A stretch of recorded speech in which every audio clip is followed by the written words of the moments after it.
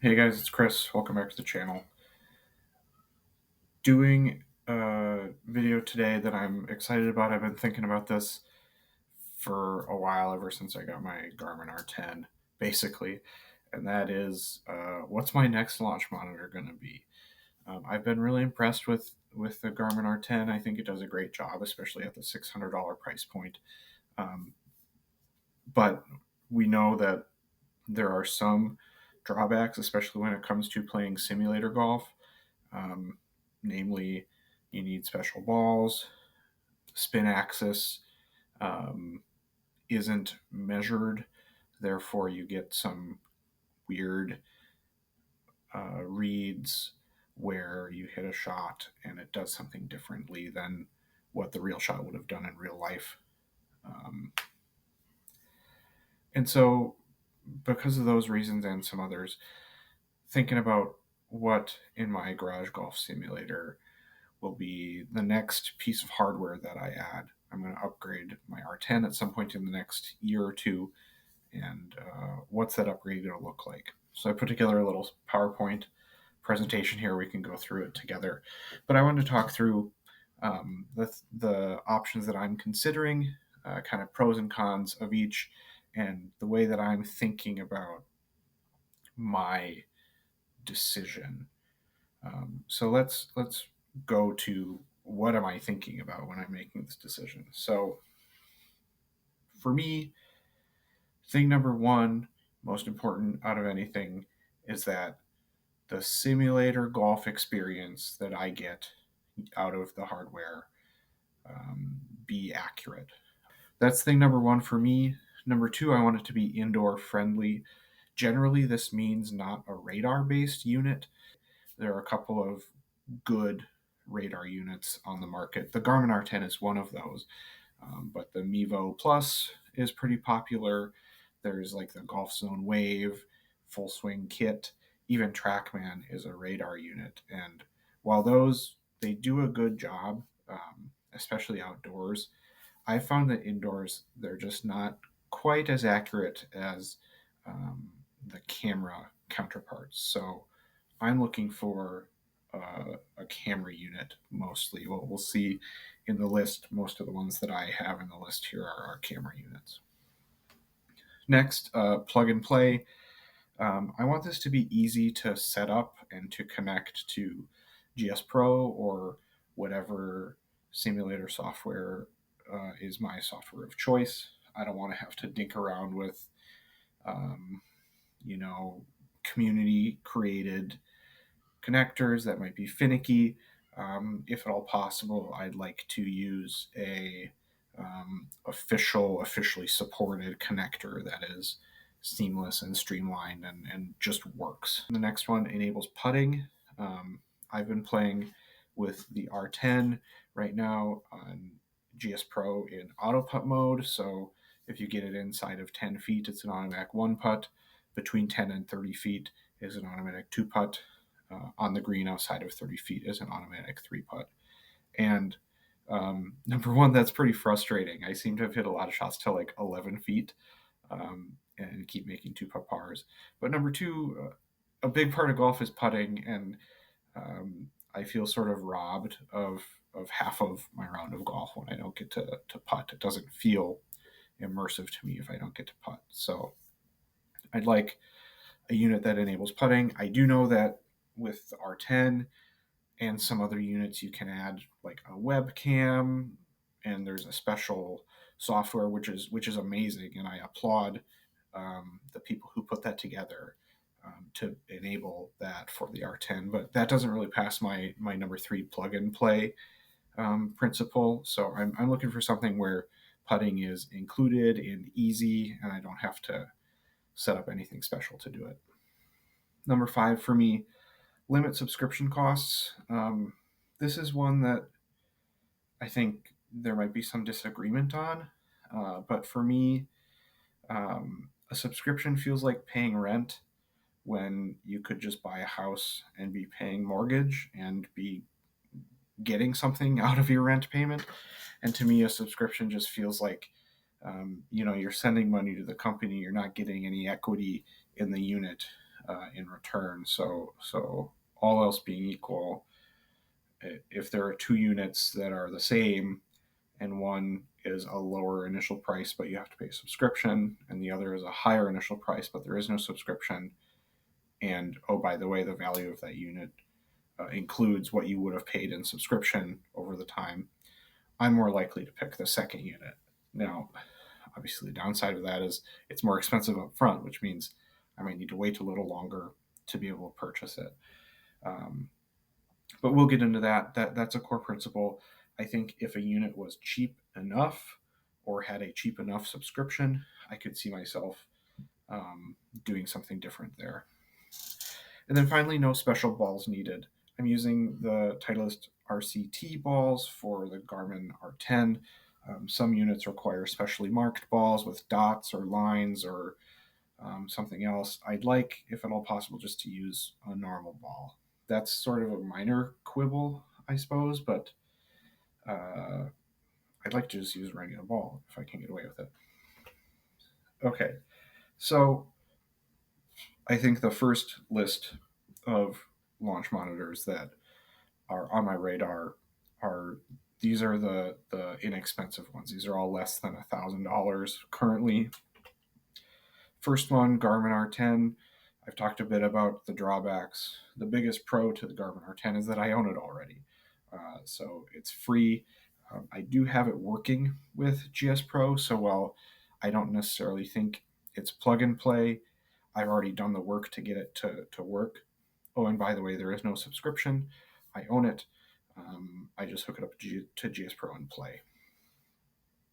And then obviously the drawbacks, like we already mentioned, spin axis isn't good. If you saw my last video, you saw me having a lot of chipping woes with the Garmin R10 right around the green. I'd love to be able to putt those balls on the fringe rather than having to hit a little flop shot and it not reading it and flying over the green, etc.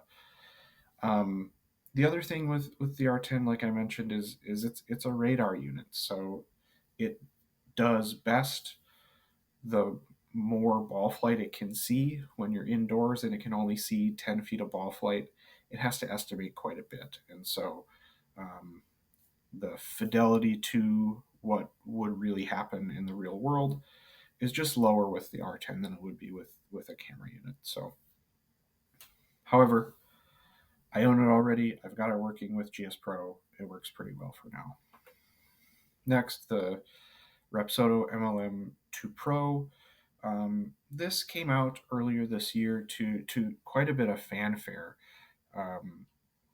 especially because it seemed like with the RPT, special RPT balls, it was able to read spin axis pretty well, like with pretty reasonable fidelity within percentage points of like a Foresight camera based unit.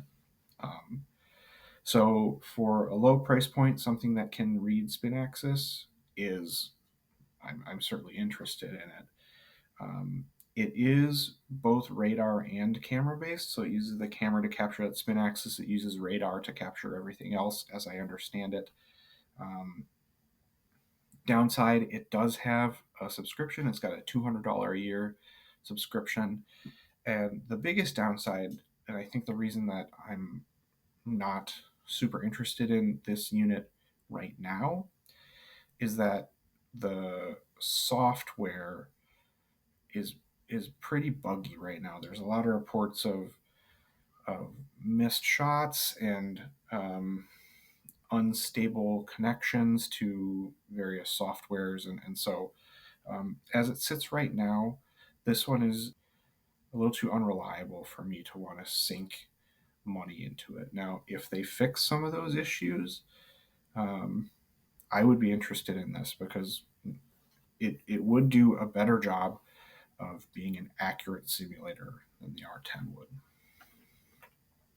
Next one on the value list is original SkyTrak. So these have been going for anywhere from like $800 to $1,200 on the used market. With the new SkyTrak Plus coming out, which is later down on the list, These precipitously dropped in their price point. So you can get one of these for $1,000 or a little cheaper. Um, Seems like of the value options, this one is the one that I'm most interested in. Um, the software seems pretty reliable, even though it does rely on a third party sort of community developed way to connect to GS Pro. That connection seems pretty stable at this point. Um, you can putt with it, as I understand it. It is a camera based unit, so it reads sine spin rather than calculating it. And there's no subscription. So all those things put together make this a pretty attractive option. Downsides: there are various reports of how accurate or not accurate the SkyTrak is. I haven't hit on a SkyTrak before. I've got a friend that has one, and I am hoping to be able to put it up against my Garmin R10 at some point to do a first-hand head-to-head on accuracy. I know TXG a year or two ago did a comparison between SkyTrak and their GCQuads, and the SkyTrak actually came out pretty well in that comparison. I'll link that video down in the description here. So some people say it's not great, it's not worth investing in. Some people say it's pretty good for the price. Um, it probably is pretty good for the price, but the price is low. So you're not getting like a 98% GCQuad. It might be more like a 80% or a 75%. And how much do I want to trust that level of accuracy in my golf simulator that I intend to use for GS Pro rounds and tournament rounds and working on my game, etc.? I don't think it's the end goal. It might be an interim step between where I am now and where I want to go. I don't think it's the end goal for that accuracy reason mostly. Um, it does also have some quality of life issues, like I mentioned here at the bottom of this page. There's a 2-3 second shot delay from when you hit the ball to when it shows up in the SkyTrak's screen. I think I could get over it, but I've heard other people say that's awfully annoying. The hitting zone, whereas with a GCQuad or GC3 or a Unicore iMini or whatever, is pretty big. With the SkyTrak, it's awfully small. It's just like the width of a ball or maybe a little more. So a few of those issues, I could probably get over it if it was hyper accurate. I don't think it is. So this is on my maybe list, but it's not the end goal. All right, next group of launch monitors are the kind of expensive ones. So these are between about 1,000 and 5,000. And like I mentioned, there are a couple of launch monitors that you don't see on the screen here. I'm not thinking about the Mevo Plus. I'm not thinking about Full Swing Kit. I'm not thinking about anything that's primarily radar based.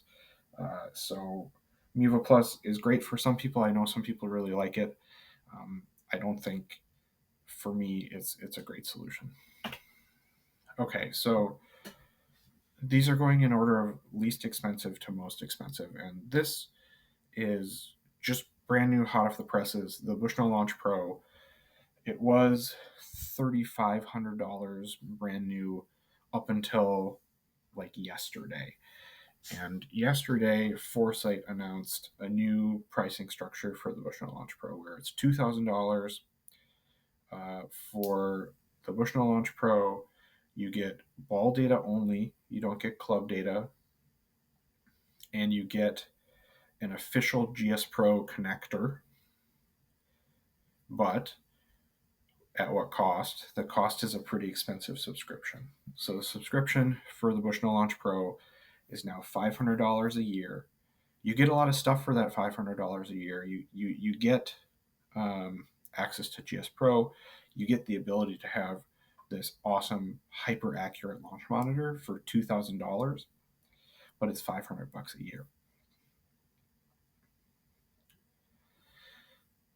BLP is great otherwise. It's portable. You can bring it to the range. You can use it inside. It's going to work just as well no matter where it is.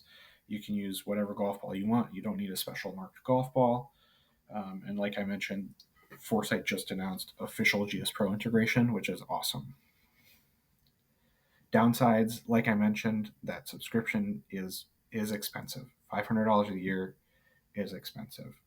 For context, the GC3 has been on sale recently for about $6,000, which would be another 8 years of this subscription. Would you keep it for 8 years? Maybe, maybe not. I don't know. But at the end of the day, $500 a year is pretty expensive. The other thing that gives me pause for the BLP is just buying into a Foresight Bushnell unit. I've been unimpressed with their changing pricing structures around, seemingly trying to milk their customers for everything that they're worth. I'm not convinced that this subscription price won't go up in the future, or they wouldn't try and tack on some additional fee, say for the GS Pro official connector. So not thrilled about those things, but am thrilled about the Bushnell Launch Pro at a $2,000 price. It's very clearly about as good as it gets under, say, $10,000 for accuracy. All right, next one is another Foresight unit. This is the old GC2, which was the unit before the GCQuad came out. So GC2, camera-based unit, super accurate, no subscription. So all these things are good, and it's pretty cheap. You can get one used for certainly less than $3,000, between $2,000 and $2,500, somewhere in there. The big downside here for the GC2 is that it's old. Foresight no longer produces these or supports them, so if it breaks, you're sort of on your own. I do know that there is a very loving community on the Simulator Golf Tour Discord, and there's people who can have the knowledge to be able to repair these and repair things like the flash, which is integral to this thing working. But it makes me nervous buying into technology that's old, and if it breaks, there's no official support for it. So this is a great unit if you have one that works.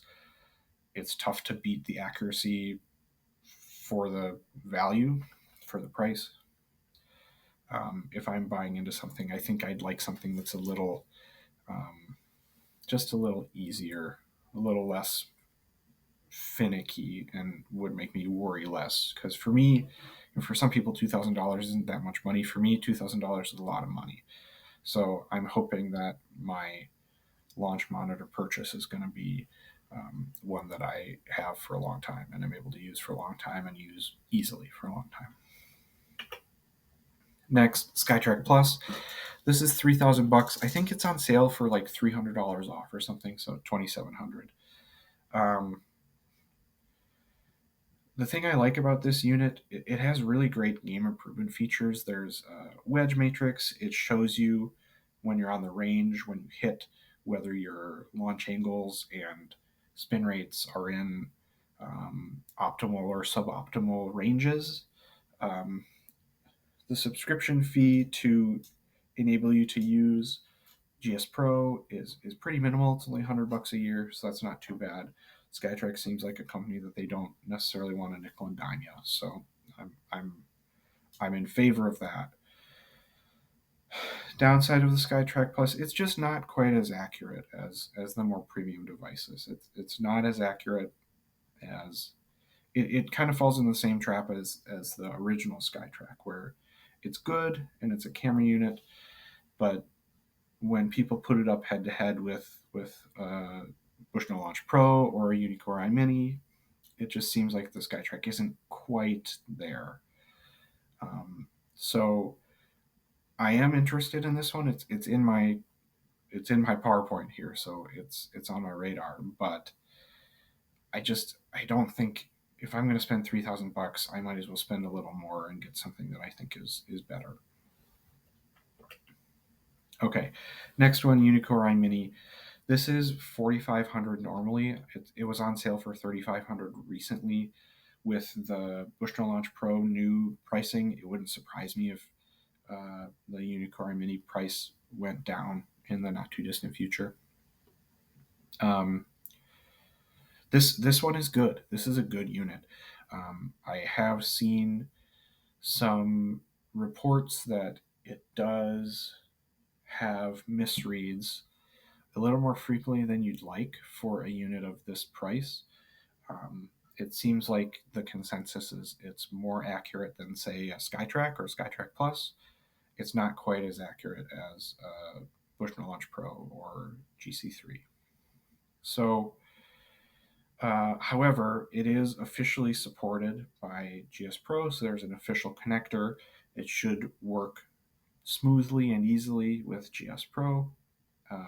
The other positive for the iMini, which used to be a positive for the Bushnell Launch Pro, no longer is that while it does come with a $200 a year subscription to use GS Pro, you can spend $2,000 at any time to fully unlock the unit. And so Bushnell Launch Pro used to have um, a full unlock option. They no longer do for their new $2,000 Bushnell Launch Pro units. And I think for any Bushnell Launch Pro unit, there's no longer the ability to unlock it. But you can unlock the Unicore iMini, um, which is something that I'm interested in. So this is a good unit, certainly firmly on my radar. I like that it's awfully accurate. It's not quite as accurate as the Foresight units, but it's pretty good. All right, next group of launch monitors are those that are about between $5,000 and $10,000. So we've got next is Foresight GC3. It's been on sale recently for just under $6,000. This unit is spectacular. I've tested it on my channel against my Garmin R10. I've got a buddy who has a GC3, and I couldn't be happier with it, especially now that Foresight has an agreement with GS Pro. Um, there is an official connector, and it should work very smoothly. The other positive, I think, for the GC3 is that if you are able to purchase the Players package, I think it's called, it comes with something like 20 courses or 25 courses. Now that's in Foresight's software, proprietary software, which by all accounts is not as good as GS Pro. But if I ever wanted to cut another subscription and drop GS Pro, I would at least have 20 courses that are mine, that I own, that I could use with the GC3. There's no subscription cost because you're buying it fully unlocked. Um, it's really the only downside really is that it's expensive. Um, and my other downside on here that I mentioned is it's a Foresight unit. So again, an unlocked unit is fully unlocked. You don't have to pay anything else. Do I trust that to be true in perpetuity with Foresight running the show? I don't know. I feel like they could charge $200 a year for GS Pro integration at any time, and even if I had an unlocked unit, I might have to pay for that. Next is that unlocked Unicore iMini. Again, pretty similar to what I was talking about, the subscription model iMini. It's not quite as accurate as Foresight. It seems like its native simulator software isn't quite as good as the Foresight's native simulator software. Otherwise, though, awfully good. $5,500 on sale. The unlock is $2,000. So we could see this price come down a bit, especially as Bushnell Launch Pro's price come down. If the Unicore iMini gets down to $2,000 or $2,500, I think an unlocked iMini would look pretty pretty competitive with an unlocked GC3. Next is Unicore QED. This is an overhead unit, not one that I don't think I'm gonna get this one, but I wanted to keep it on the list. It's an overhead unit, so it works for both left-handers and right-handers. I'm not sure that I need that capability. I would like to be able to take it to the range, and you can't because it's mounted on the ceiling. And you do need specially marked balls for this one. Unicore does make another overhead unit that is that's interesting to me, certainly, but it's more expensive, of course. All right, so next on the list are these units that are $10,000 plus, and they're expensive. I don't think they're in my price range. Maybe if I come into a significant amount of money somehow, but probably not. So first up, GCQuad, 14.5. Normally, if you want to add club data, it's another $4,000, so 18.5. This is the best camera-based unit on the market. Period. You see pros at the driving range bringing these out to the range when they're hitting. Rory McIlroy has one. These are unbelievable. It's $20,000. Am I going to get it? Probably not. Would I love to? Yes.